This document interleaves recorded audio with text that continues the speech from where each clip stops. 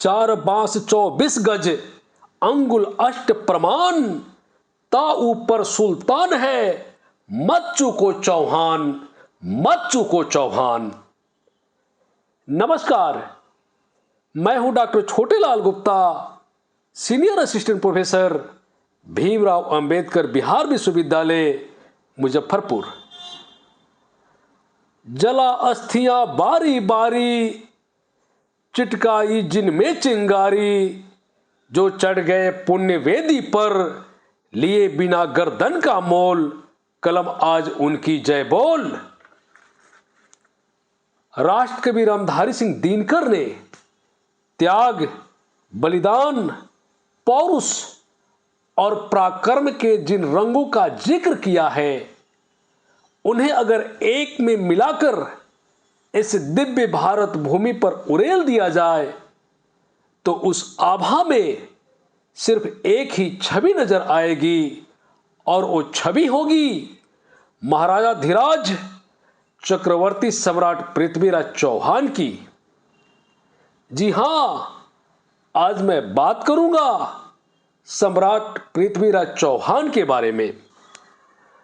भारत का इतिहास वैसे भी वीरता और पराक्रम के अनगिनत कहानियों से भरा पड़ा है, लेकिन इन कहानियों में कुछ नाम ऐसे हैं जो समय के धूल में दबे नहीं, बल्कि आज भी गूंजते हैं और सर चढ़कर बोलते हैं। इन्हीं में से एक नाम है सम्राट पृथ्वीराज चौहान का। अजमेर और दिल्ली को अपनी राजधानी बनाकर इस युवा सम्राट ने भारत की राजनीति में एक ऐसी धाक जमाई कि उनका नाम सुनते ही दुश्मनों के दिल कांप उठते हैं। सम्राट पृथ्वीराज चौहान सिर्फ तलवार और भाले के ही धनी नहीं थे, बल्कि ज्ञान और विद्या में भी निपुण थे। उन्हें कई भाषाओं का ज्ञान था, गणित और दर्शन की समझ थी, और उनकी सबसे बड़ी कला शब्द भेदी बाण चलाने की थी। यानी बिना देखे वो सिर्फ आवाज को सुनकर लक्ष्य को भेद देते थे। उनके शौर्य की कहानियां इतनी मशहूर थी कि पड़ोसी राज्यों की राजकुमारियां भी उनके नाम पर अपनी जान लुटाने को तड़पती रहती थी।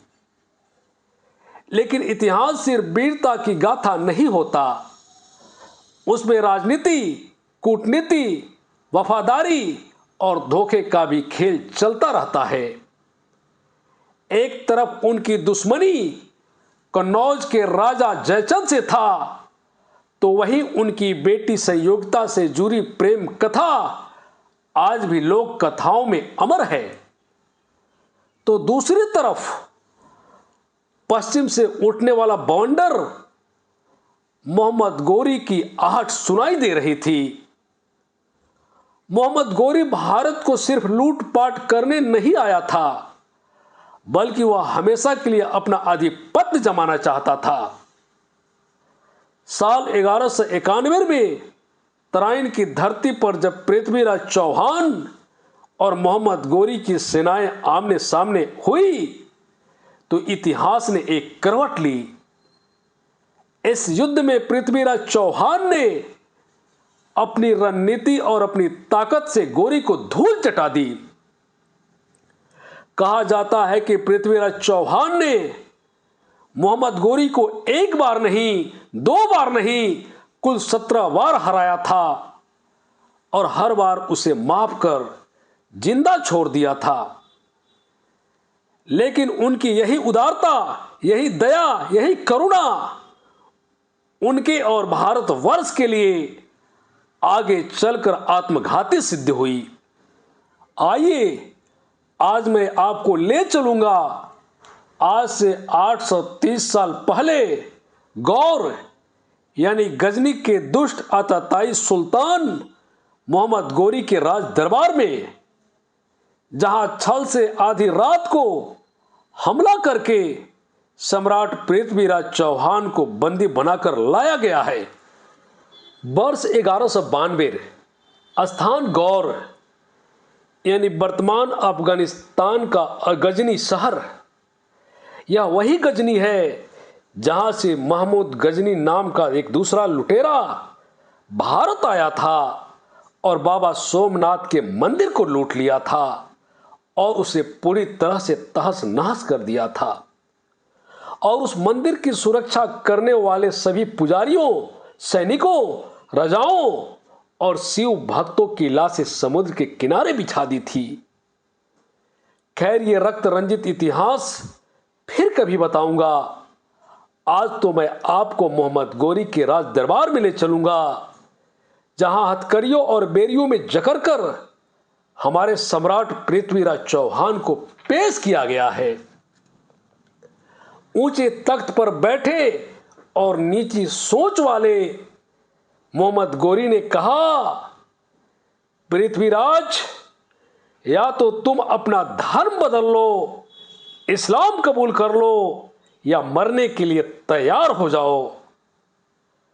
सम्राट पृथ्वीराज चौहान अपने राजपूती गौरव के साथ गरज कर बोले, मोहम्मद गोरी, जो तलवार के डर से अपना धर्म छोड़ देते हैं वे कोई और होंगे, क्षत्रिय नहीं। और तुम मुझे आंखें दिखा रहा है, डरपोक, कायर मोहम्मद गोरी। तू भूल गया कि एक या 2 बार नहीं, 17 बार, कुल 17 बार तुझे जीवन दान मैंने दिया। भूल गया तू ओ गिरगिराना, मिमियाना और ओ दया की भीख मांगना, जो तेरी आवाज मेरी दिल्ली दरबार में आज तक गूंज रही है। क्षमा शेरों का काम है, इसलिए मैंने तुझे बार बार क्षमा किया। हम राजपूत हैं गोरी, अपने शत्रु के साथ कभी घात नहीं करते, कभी पीछे से वार नहीं करते। सूर्यास्त के बाद हमने कभी आक्रमण नहीं किया। लेकिन तू इतना कायर और डरपोक है कि तूने अंधेरी रात को हमारे सैनिकों पर छिपकर हमला किया। याद रख गोरी, पृथ्वीराज चौहान को बलिदान होना स्वीकार है, लेकिन अपने देश और धर्म के साथ छल करना कभी स्वीकार नहीं है। सम्राट पृथ्वीराज चौहान के इस गौरवपूर्ण शब्द से गोरी तिलमिला उठा और गरज कर बोला, आंखें नीचे करके बात कर पृथ्वीराज, तुम मेरा बंदी है, मैं तुझे मौत के घाट उतार दूंगा। सम्राट पृथ्वीराज चौहान भगवान नरसिंह की तरह दहाड़ते हुए बोले, मौत का डर तू मुझे दिखा रहा है कर। एक राजपूत को हम क्षत्रिय अपनी अस्मिता और राष्ट्र गौरव के लिए प्राण देने का बहाना ढूंढते हैं, लेकिन ये तू क्या जाने। 12 बरस तक कुकुर जिए और 16 जिए सियार, वर्ष 18 क्षत्रिय जिए, आगे जिए को धिक्कार। क्षत्रिय अगर 18 से ऊपर जी गया तो उसके जीवन का धिक्कार है। हमारी तो शान इसी में है कि हम जितनी जल्दी अपनी मातृभूमि के लिए बलिदान हो जाएं। लेकिन याद रख गोरी, बलिदान होने से पहले एक एक क्षत्रिय 100 दुश्मनों को मार कर मरता है। और रही बात आंखें झुकाने की, तो सुन ले, पृथ्वीराज चौहान की आंखें सिर्फ मां और मातृभूमि के आगे ही झुकती है। दुनिया में कोई ऐसी ताकत नहीं जो पृथ्वीराज चौहान की आंखें झुका दे। मोहम्मद गोरी गुस्से से पागल हो उठा और उसने ये फरमान सुना दिया कि यह काफिर मुझसे आंखें मिला रहा है, इसकी आंखें निकाल दी जाए। दुष्ट गोरी के हुक्म की तामील हुई और हथकरियों और बेरियों में जकरे निहत्थे सम्राट पृथ्वीराज चौहान की आंखों में गर्म सलाखें डाल दी गई। सम्राट पृथ्वीराज चौहान को आंखों की बलि देना स्वीकार था, लेकिन आंखें झुकाना स्वीकार नहीं था। मोहम्मद गौरी ने एक बार अपने मनोरंजन के लिए सम्राट पृथ्वीराज चौहान को भूखे शेर के माद में डाल दिया, लेकिन जब शेर पृथ्वीराज चौहान पर झपटा तो देखने वाले हंसे नहीं, जबकि सबकी आंखें फटी की फटी रह गई कि यह कैसे हो सकता है। सबका एक ही सवाल था कि यह कैसे हो सकता है, क्योंकि पृथ्वीराज चौहान ने शेर के जबड़े को फाड़कर उसे मौत की नींद सुला चुके थे। अब यह सिद्ध हो चुका था कि असली शेर कौन है। सम्राट पृथ्वीराज चौहान के परम मित्र थे उनके राजकवि चंद यानी चंदवरदाई। गौरी ने उनको भी कैद करके पृथ्वीराज चौहान के साथ बंदी घर में डाल दिया था। ये वही चंदवरदाई थे जिसने गजनी के कैद खाने में सम्राट पृथ्वीराज चौहान को गौरी वध का शपथ दिलाई थी और कहा था, हे सम्राट पृथ्वीराज चौहान, तुम वही वीर हो जिसने चंदेलों को पराजित किया। गौरी को एक बार नहीं, 2 बार नहीं, 17 बार युद्ध भूमि में धूल चटाया। हे भरत भूषण, दिल्लीपति सम्राट, आज यह शपथ लो कि तुम गौरी नाम के इस दानव का संहार करोगे।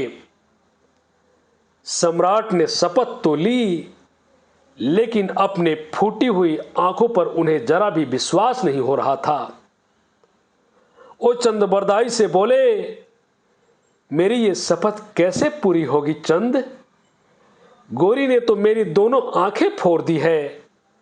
जो बड़े बड़े शत्रु को एक बार घूर के देख ले तो वो मेरे चरणों में गिर पड़ते थे। चंद ने सम्राट पृथ्वीराज को संतावना दी और राजपूती गौरव का गान करते हुए कहा, सम्राट अपने मित्र पर भरोसा रखो, तुम्हारी शपथ अवश्य पूरी होगी। मनु नहीं मनु पुत्र है ये सामने, जिसकी कल्पना की जीभ में भी धार होती है। बाज ही होते विचारों के नहीं, केवल स्वप्न के भी हाथ में तलवार होती है। और फिर क्या, वो शुभ घड़ी आ गई, वो शुभ दिन आ गया जिसके लिए वीर महावीर अपनी मातृभूमि के लिए मरने और मारने की प्रतीक्षा में रहते हैं।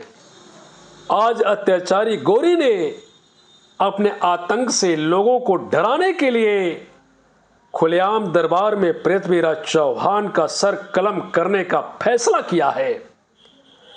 दरबार सज चुका है, देखने वालों की भीड़ भी जुट चुकी है। उधर सामने एक ऊंची तख्त पर बैठा मोहम्मद गौरी और इधर हथकड़ियों और बेरियों में जकरे सम्राट पृथ्वीराज चौहान को चंदबरदाई के साथ दरबार में लाया गया है। सर कलम करने के लिए पृथ्वीराज चौहान के गर्दन पर तलवार भी रख दी गई है। बस एक हुक्म का इंतजार है, कब गौरी का हाथ हिले और पृथ्वीराज की गर्दन उतार दी जाए। जैसे ही मोहम्मद गौरी ने हुक्म देने के लिए अपना हाथ उठाया, राजकवि चंदबरदाई बोल पड़े, सुल्तान मोहम्मद गौरी, क्या तुझे पता है कि तुम आज किसे मारने जा रहे हो? गौरी ने जवाब दिया, मुझे पता है, पृथ्वीराज चौहान को, जो मेरा बंदी है, मेरा गुलाम है। इस पर चंदबरदाई ने कहा कि तुझे पता होना चाहिए गौरी, तू जिसे मृत्यु दंड देने जा रहा है वो कोई सामान्य राजा नहीं है, बल्कि सम्राट पृथ्वीराज चौहान है, जो शब्द भेदी बाण भी चलाना जानते हैं। गौरी हंस पड़ा और बोला, कि अब ये अंधा तीर चलाएगा। ये तमाशा तो हम जरूर देखेंगे। सुल्तान मोहम्मद गोरी ने हुक्म दिया, पृथ्वीराज चौहान की बेरिया काट दी जाए और उसके हाथ में धनुष और बाण थमा दी जाए, और चंदबरदाई से कहा, अगर पृथ्वीराज चौहान शब्द भेदी बाण न चला पाया तो तेरा भी सर कलम कर दिया जाएगा चंदबरदाई। फिर मोहम्मद गोरी ने हुक्म दिया, करतब शुरू हुई। सेवक जो घंटा बजाता, सम्राट पृथ्वीराज चौहान के भेदी बाण फिर उसे खंड खंड कर देते। जिधर से एक बार आवाज आई उधर से फिर कभी ना आई।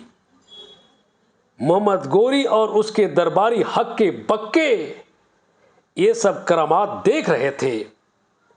उन्हें विश्वास ही नहीं हो रहा था कि ऐसा भी हो सकता है।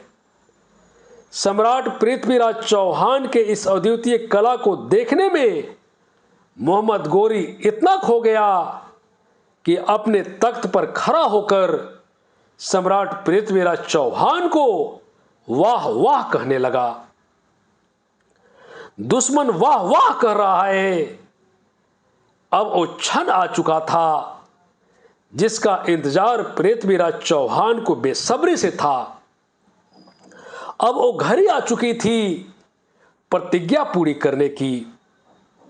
सम्राट पृथ्वीराज चौहान को मोहम्मद गोरी की आवाज से उसकी दूरी का पता चल गया। तभी चंदबरदाई ने एक दोहा पढ़ा, 4 बांस 24 गज अंगुल अष्ट प्रमाण, ता ऊपर सुल्तान है मत चूको चौहान। फिर क्या, सम्राट ने अपनी बाण छोड़ दी। बाण मोहम्मद गोरी के छाती को भेदता हुआ, चीरता हुआ उसे मौत की नींद सुला चुका था। गौरी मारा गया। तभी गौरी के सहचर पृथ्वीराज चौहान और चंदबरदाई को मारने दौड़े। इससे पहले पृथ्वीराज चौहान और चंदबरदाई एक दूसरे के पेट में खंजर घोंपकर स्वयं को मार दिया, क्योंकि उन्हें एक जालिम और अत्याचारी मोहम्मद गोरी के सैनिकों के हाथ मरना पसंद नहीं था। अफगानिस्तान में आज भी सम्राट पृथ्वीराज चौहान की समाधि उनके अनन्य पौरुष और राष्ट्र धर्म के प्रति समर्पण को याद दिलाती है। आपने मुझे बड़े धैर्य के साथ सुना, ध्यान से सुना, इसके लिए आपको बहुत बहुत धन्यवाद।